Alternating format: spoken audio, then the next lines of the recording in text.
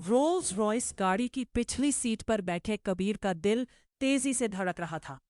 College में उसने अपना बदला तो ले लिया था, लेकिन अब वो उस इंसान के पास जा रहा था जिसके लिए उसने अपनी पूरी जिंदगी दांव पर लगा दी थी। उसकी मां सावित्री।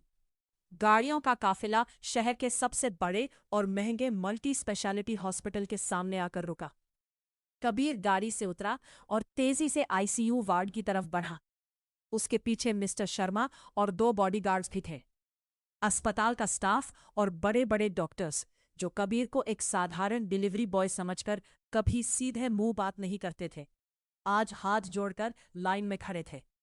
कबीर सीधे उस प्राइवेट कैबिन में गया जहां उसकी मां बेड पर लेटी थी। कमजोरी की वजह से उनका चेहरा पीला पड़ चुका था।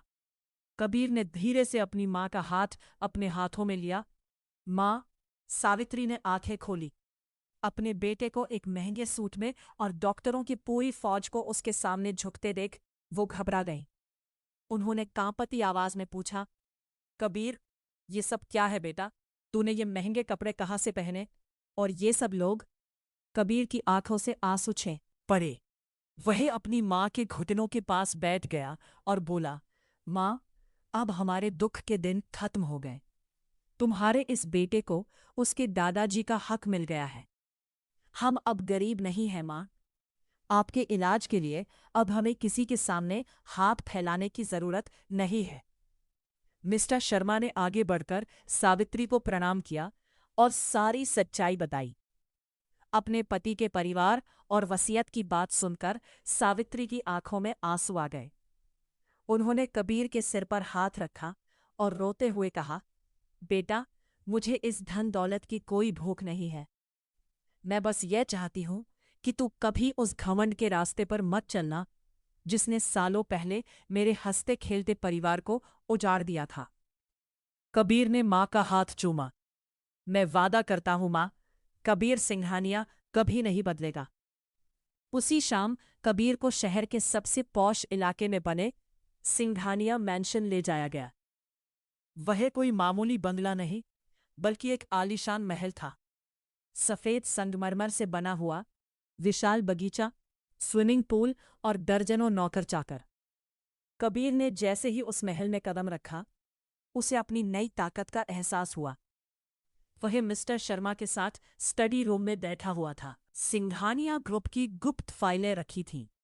छोटे मालिक मिस्टर शर्मा ने एक काली फाइल कबीर के सामने रखते हुए गंभीर आवाज में कहा, दौलत के साथ साथ आपके पास बहुत बड़ा खतरा भी आया है। आपके दादाजी के देहांत के बाद आपके सगे चाचा राजीव सिंघानिया और चाची कामिनी इस वसीयत से पूरी तरह पागल हो चुके हैं। कबीर की आंखें ठिठक गईं। चाचा राजीव?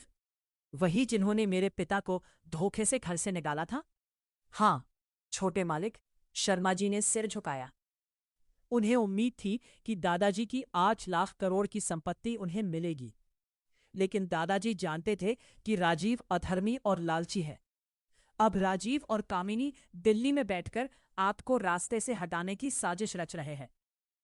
उन्होंने शहर के सबसे खतरनाक अंडरवर्ल्ड डॉन और कॉरपोरेट माफिया रुद्र प्रताप से हाथ मिला लिया है। रुद्र प्रताप वो इंसान है जो अपने फायदे के लिए किसी भी हद तक जा सकता है। कबीर ने फाइल खोली, जिसमें रुद्र प्रताप और उसके चाचा की तस्वीरें थीं। कबीर के चेहरे पर डर की एक शिकन तक नहीं आई। उसने फाइल को जोर से बंद किया और उसकी आंखें अंगारे की तरह सुलग उठी। कबीर ने ठंडे और फुन्ने दबले सख्त लहजे में कहा, शर्मा जी, मेरे पिता ने पूरी जिंदगी उनके दिए हुए जख्मों को सहा है। मेरी मां तड़पी है। अब सिंघानिया साम्राज्य की गद्दी पर कबीर सिंघानिया बैठा है। अगर मेरे चाचा या उस रुद्र प्रताप ने मेरी तरफ कदम भी बढ़ाया, तो मैं सिर्फ अपना हक नहीं बचाऊंगा, उनका वजूद मिटा दूंगा। तभी अचानक कमरे की बत्ती गुल हो गई और पूरे मैंशन में खतरे का अलार्म सायरन जोर जोर से बजने लगा। बाहर से गोलियों के चलने की आवाजें आने लगी।